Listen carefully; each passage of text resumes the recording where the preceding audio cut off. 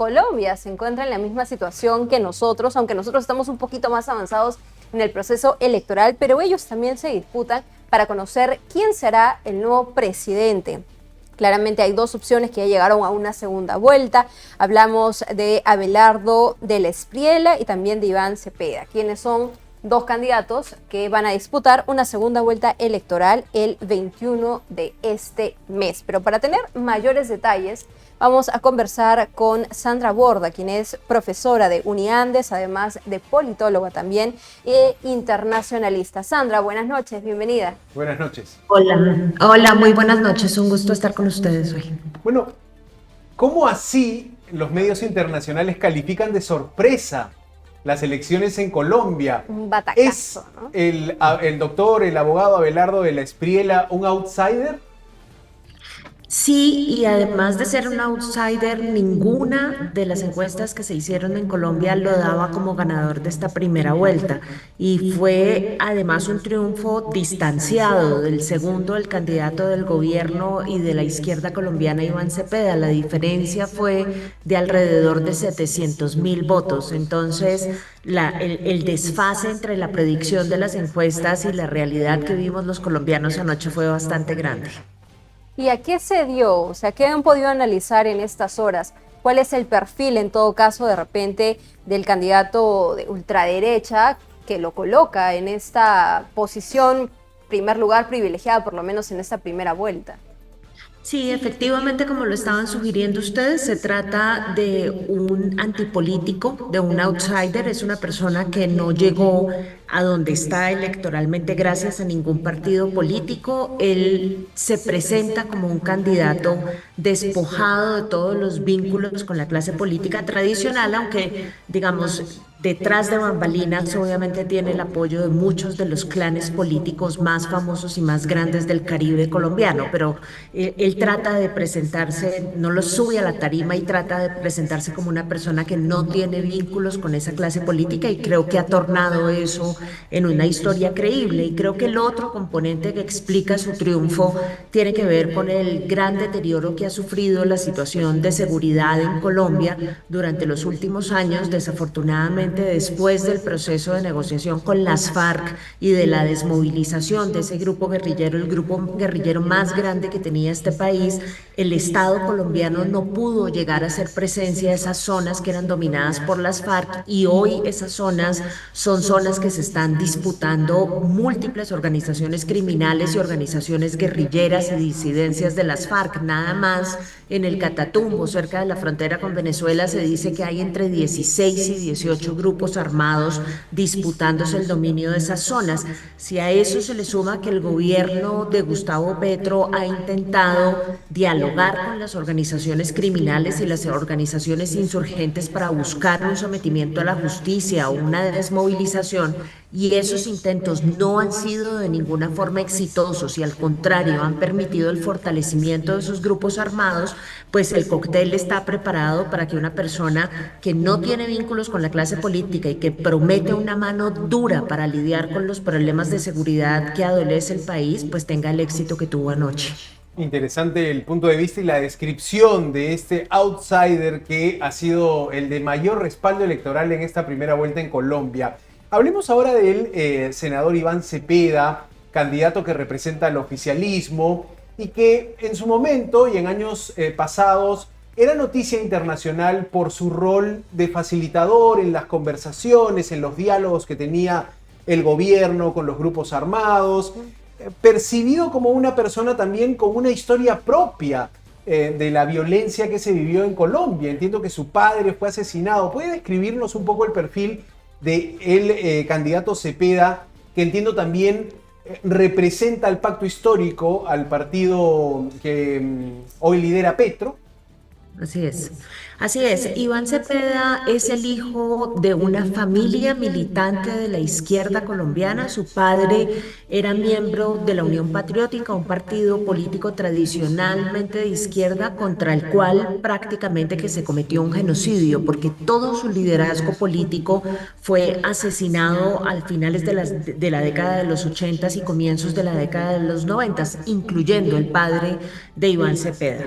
Esa aniquilación de un partido partido de izquierda, estuvo acompañada por intentos muy, pero muy poco exitosos de la izquierda de consolidarse en un factor de poder en Colombia, justamente por cuenta del conflicto armado, porque la izquierda armada no le dejó espacio en una muy buena parte a la izquierda civil para poder hacer política y para poder llegar al poder sin necesidad de utilizar las armas. Es solamente el proceso de paz que aciertas, un proceso de paz en el que participa también Iván Cepeda, llevado a cabo durante la administración Santos, lo que al desmovilizar a las FARC abre espacio para la llegada de la izquierda al poder, la izquierda de Gustavo Petro, e Iván Cepeda pasa de ser una figura muy importante en la negociación con las FARC durante la administración Santos a ser un congresista líder de la izquierda, una persona que ha hecho ejercicio de la oposición en contra de los partidos de centro y centro derecha que han gobernado Colombia durante los últimos años, y empieza a ser también artífice de la paz total, que es el proceso que inicia la administración Petro frente a organizaciones criminales y organizaciones subversivas. Así que toda su vida ha estado marcada por esos intentos de negociación con esos grupos, y su propuesta de gobierno en este momento es una continuación de esos esfuerzos de paz y de diálogo, cosa que en medio del deterioro de la situación de seguridad del país parece que no está siendo una historia que los colombianos quieren comprar. Ahora, Sandra, permítame de repente también leer un poco aquí los comentarios que nos hacen en la transmisión en vivo, porque comparan mucho la entrega de resultados en Colombia a comparación del Perú, ¿no? Nosotros hemos esperado como 33 días para tener conocimiento de quiénes pasan a una segunda vuelta, y entiendo que en Colombia la situación ha sido distinta. ¿Qué sistema usan ustedes? ¿Cómo se maneja esta entrega de resultados? Porque lo están comentando muchos de que ojalá lo repliquen también en el Perú. O de repente no han tenido tantos candidatos como lo hemos tenido nosotros, 35, ¿no es cierto? Sí, 36 candidatos 36. presidenciales. Y es que esos son muchos. Eso hace el conteo bastante difícil. El mecanismo de funcionamiento de esta elección, de esta ronda particular de la elección, fue tremendamente eficiente porque se tomó la registraduría básicamente algo más de 2 horas para dar los resultados oficiales. Nosotros tenemos 2 formas de dar cuenta de la intención de voto de la gente. Una es lo que se denomina un preconteo, que es justamente la recolección de datos que hacen los funcionarios de la registraduría una vez los jurados de votación terminan de contar en sus mesas los votos que han sido depositados y en favor de quién estos votos han tenido lugar, y después se hace un conteo ya de la totalidad de los votos. Eso tiene lugar en la registraduría y los resultados de eso se van a dar aproximadamente el jueves o el viernes de esta semana. El primer resultado y el segundo resultado realmente nunca tienen diferencias grandes. La diferencia más grande probablemente tuvo lugar hace 4 años en las elecciones al Congreso y fue de cerca del 2%.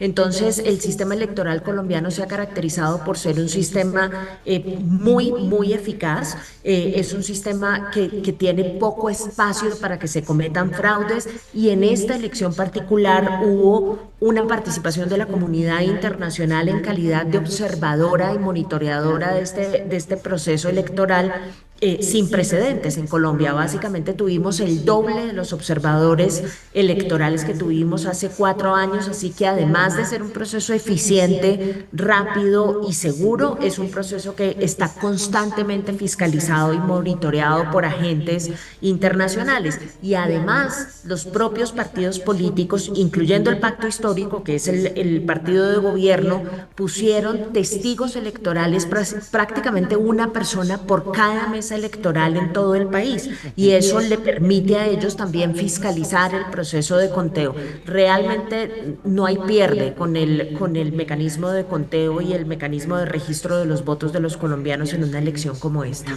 Interesante eso. Aquí llamamos a esta figura que usted nombra como testigos electorales a los personeros, ¿no? Los partidos tienen afiliados que están monitoreando el escrutinio en mesa. Esa figura también se da. Pero volviendo a las todavía candidaturas, no hemos llegado a tener uno por mesa, ¿no? No, claro, es difícil y depende de también la fuerza, claro, el músculo de las militancias partidarias, ¿no? Pero Eso es quería muy volver... nuevo en Sí. Colombia. Nunca habíamos tenido un partido con semejante capacidad de poner testigos electorales, razón por la cual los reclamos del presidente Petro de que tuvo lugar un Claro. fraude, pues realmente no fueron reportados por ninguno de los testigos electorales de su propio partido que estuvieron mirando de cerca el proceso. Ujú. Interesante la dinámica que también tiene, digamos, un correlato aquí en el Perú, que también estamos en un proceso electoral. Ahora, ¿qué pasó con el centro político en Colombia, no? Porque la impresión que nos deja también estos resultados es que se erosionan las fuerzas más moderadas y el votante probablemente está mucho más atraído a propuestas radicales o a espectros de la política más polarizados, ¿no? ¿Qué ocurre, por ejemplo, con eso, con un centro que siempre ha tenido un peso importante en las dinámicas de poder en Colombia? Sí, viene pasando desde hace tiempo. Creo que las únicas elecciones recientes en las que tuvimos algo de excepción probablemente fueron las elecciones locales. Varios alcaldes de ciudades grandes, puedo pensar en el de Bogotá, Cali, en algo el de Medellín, el de Cartagena, son todos mandatarios que uno podría calificar como mandatarios del centro político, pero en las elecciones al Congreso y en las elecciones a la presidencia, las elecciones de carácter nacional, sí hemos tenido un movimiento hacia los extremos muy, pero muy evidente, yo diría que progresivo y que gradual con el paso del tiempo. Creo que la representación máxima de esa atracción por los extremos por parte de los votantes colombianos ha sido justamente la elección de ayer. Es un país completamente dividido entre las alternativas que representa la derecha, bien a la derecha, porque esta es una derecha que está más a la derecha del uribismo y del centro democrático, y la izquierda que representa la alternativa de Iván Cepeda. Yo creo que eso es una combinación de factores nacionales e internacionales, creo que eso está pasando en todas partes del mundo. El discurso moderado, proinstitucional, al que no le gusta hacer gala de tanto histrionismo y tanta performatividad y que prefiere un tono pausado y un poco más racional en la conversación, ese tipo de propuesta política no está teniendo éxito en casi ningún lugar del mundo.